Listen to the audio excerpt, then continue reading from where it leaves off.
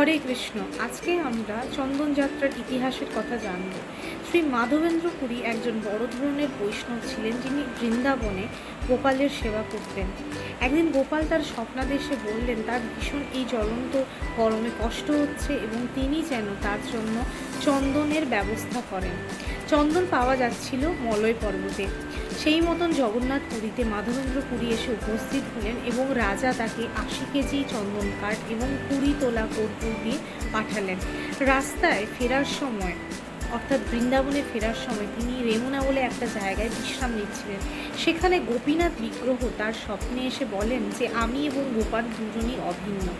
তিনি যেন পূজারীকে এটা নির্দেশ করেন যাতে সেখানে তাকে যেন গোটা শরীরে যেন চন্দন লেপন করা হয়। সেই মতন ২১ দিন যাবৎ সেদিন থেকেই চন্দনযাত্রা অনুষ্ঠানের সূচনা হয়। হরে কৃষ্ণ।